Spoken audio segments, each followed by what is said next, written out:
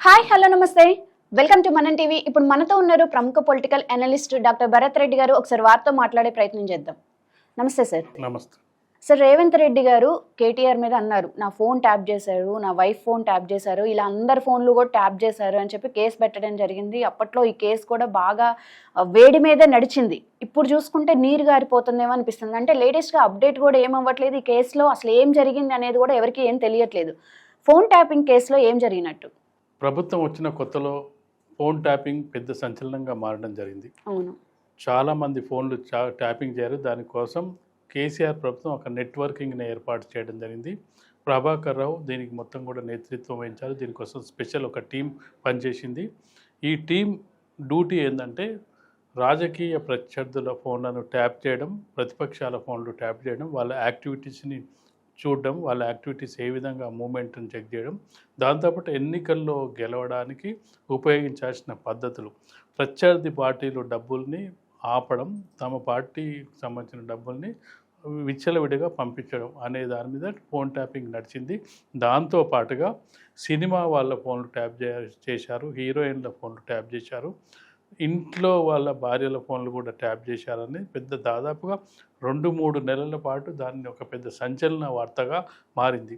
చివరికి ఏం తేలిందంటే ప్రభాకర్ రావు అమెరికాలో ఉన్నాడు, అనారోగ్య కారణాలతో అమెరికాలో ఉన్నాడు. అమెరికాలో ట్రీట్మెంట్ కోసం అతన్ని తీసుకురావడానికి ప్రయత్నం చేస్తున్నాం. అతను వచ్చిన తర్వాత పూర్తిగా ఈ ఫోన్ ట్యాపింగ్ వ్యవహారంలో కేసీఆర్తో పాటు కేటీఆర్, హరీష్ రావు లాంటి చాలామంది కూడా ఇందులో ఇన్వాల్వ్ అయ్యారనేది అప్పట్లో వచ్చిన ఆరోపణల నేపథ్యంలో ఎట్టకేలకు ప్రభాకర్ రావు వచ్చి కూడా దాదాపు నెల రోజులు దాటినప్పటికీ ఇప్పటికీ కేసు పురోగతి ఏమీ కనిపించట్లేదు అనేది ప్రజల్లో కూడా, ఇదంతా కూడా రాజకీయ నాయకులు పరస్పర ఆరోపణలు, మేము వాళ్ళ పార్టీలో అధికారంలోకి ఉన్నప్పుడు ఒకలాగా, అధికారంలోకి దిగిపోయిన తర్వాత మరొకలాగా వ్యవహరిస్తారా అనేది కూడా ప్రజల్లో ఒక ప్రశ్న తలెత్తుంది, ఒక డౌట్ అయితే వస్తుంది.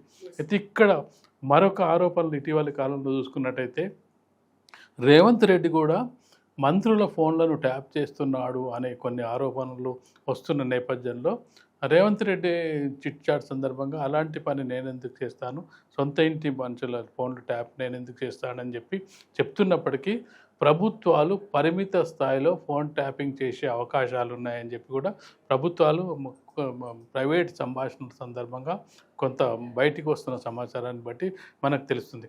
ఫోన్ ట్యాపింగ్ వివరాన్ని చూసుకున్నట్టయితే ఇది వ్యక్తిగత గోప్యతకు సంబంధించి ఎవరి ఫోన్లను ఎవరు కూడా వినొద్దు అనేది దానికి సంబంధించి అటు ఫోన్ ట్యాపింగ్ సంబంధించి నెట్వర్క్ ఏర్పడడానికి ప్రధాన కారణం ఏంటంటే అది కోర్టు అనుమతితో తీసుకోవాల్సిన అంశం. అది కొంతకాలం పరిమితం మాత్రమే ఉంటుంది. అందుకు కారణం ఏంటంటే తీవ్రవాదులు కానీ, నక్సలైట్లు కానీ, సంఘ వ్యతిరేక శక్తులు యాక్టివిటీస్ని గమనించడానికి మాత్రమే ఫోన్ ట్యాపింగ్ వ్యవహారాన్ని పోలీసులు దాన్ని వాడుకుంటూ ఉంటారు. కానీ ఇటీవలి కాలంలో రాజకీయ అవసరాల కోసం ఫోన్ ట్యాపింగ్ను వాడుకుంటున్న సందర్భంలో ఈ కేసు బయటకు రావడం. టెలిగ్రాఫ్ యాక్ట్ కింద అది చాలా పెద్ద నేరంగా పరిగణించినప్పటికీ దాన్ని అప్పట్లో చాలా పెద్దగా రాష్ట్ర ప్రజలనే కాక దేశ ప్రజలను కూడా ఆకర్షించడం జరిగింది. ఫోన్ ట్యాపింగ్ వ్యవహారానికి సంబంధించి దేశవ్యాప్తంగా ఒక సంచలనంగా మారిన నేపథ్యంలో ఇప్పటికైతే దానికి సంబంధించి పూర్తి వివరాలు అయితే బయటికి రాలేదు. మీరు ఏదైతే చెప్తున్నారో ఈ కేసు నీరు కారిపోయినట్టయినా అని చెప్తున్నారు. చాలా అంశాలని మనం చూసుకున్నట్లయితే కాంగ్రెస్ పార్టీ మేనిఫెస్టోలో చాలా అంశాలను చేర్చడం జరిగింది. కాళేశ్వరం విషయంలో కూడా ఆ విధంగానే చెప్పడం జరిగింది. కాళేశ్వరంలో 1,00,000 కోట్ల అవినీతి జరిగింది, బీఆర్ఎస్ బీజేపీ ఒకటే కాబట్టి అరెస్ట్ చేయట్లేదు కేసీఆర్ని, మేము అధికారంలోకి వచ్చిన వెంటనే కేసీఆర్ని అరెస్ట్ చేస్తాం, కేసీఆర్ని జైలుకి పంపిస్తామని చెప్పడం జరిగింది. దాంతోపాటు కేటీఆర్కి సంబంధించిన ఫార్ములా రైస్కి సంబంధించిన అంశం అలాగే ఉంది, అలాగే లిక్కర్ స్కామ్కి సంబంధించిన అంశం అలాగే ఉంది. కాంగ్రెస్ పార్టీ ఏ మేనిఫెస్టో ద్వారా ఎన్నికల ప్రచారంలో ఆరోపణలు చేసిందో ఆ ఆరోపణకు సంబంధించి ఇప్పటి వరకు కూడా ఒక్క అరెస్ట్ కూడా జరగలేదని చెప్పొచ్చు. మనం ఏపీ ప్రభుత్వాన్ని చూసుకున్నట్టయితే ఏపీ ప్రభుత్వం ఇప్పటికి సంవత్సర కాలం పూర్తి చేసింది, కానీ జగన్మోహన్ రెడ్డి హయాంలో జరిగిన ఒక్కొక్క స్కామ్ను బయటికి తీసుకొచ్చు. లిక్కర్ స్కామ్ కానీ, భూదందాలు కానీ, భూ ఆక్రమణలు కానీ, మిగతా ఏ విషయాలు చూసుకున్నా వైసీపీ నాయకులు ఒక్కొక్కరుగా అరెస్ట్ అవుతున్న సందర్భాన్ని మనం చూడొచ్చు. కానీ ఇక్కడ దాదాపు మరొక 2-3 నెలలు అయితే 2 సంవత్సరాలు పూర్తి చేసుకున్న తెలంగాణ ప్రభుత్వం మీనవేషాలు లెక్కవెత్తుందని ప్రజల్లో అయితే క్వశ్చన్ చేసే స్థాయికి వెళ్ళిపోవడం జరిగింది.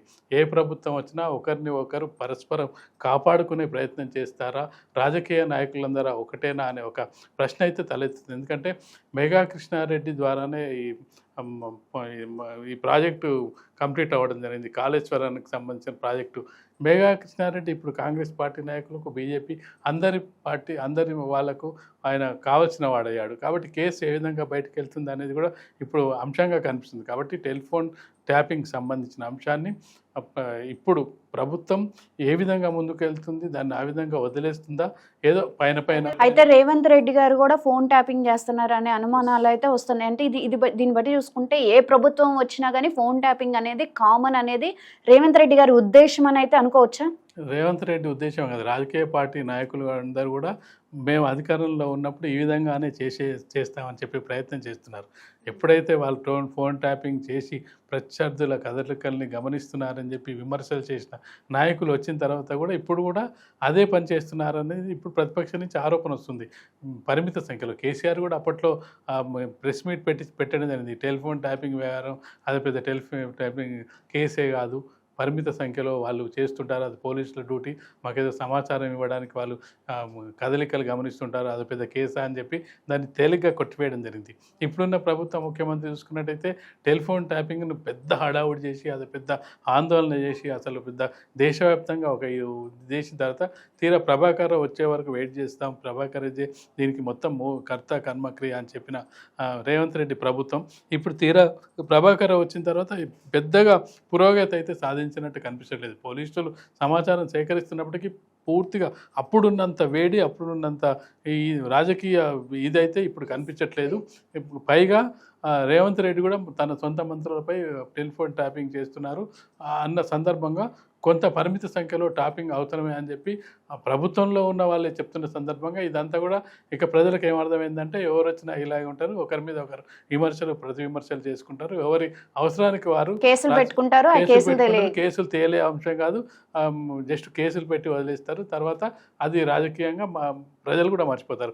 కొత్తది వచ్చినప్పుడు పాతది మర్చిపోతుంటుంది. ఎప్పుడు ట్రెండింగ్ ఉంటుంది అంటే ఈరోజు మరో కొత్త అంశం వచ్చేంతవరకు ఇది పత్రికల్లో కానీ, ప్రచార మాధ్యమాల్లో కానీ, టీవీల్లో కానీ చర్చలు ఉంటాయి. కొత్త అంశం రాగానే ఇది పక్కన పడిపోతుంది, మరో కొత్త అంశం వస్తుంటుంది. కాబట్టి రాజకీయాల్లో ఏమైందంటే అధికారంలో ఉన్న నాయకులు, ప్రతిపక్షంలో ఉన్న నాయకులు పరస్పర ఆరోపణలకు పరిమితం అవుతారు తప్పిస్తే దాన్ని పూర్తిగా వెలికితీసే ప్రయత్నాలు చేయడం లేనది ప్రజలు భావించే అవకాశం అయితే ఖచ్చితంగా ఉంది. Right, thank you sir.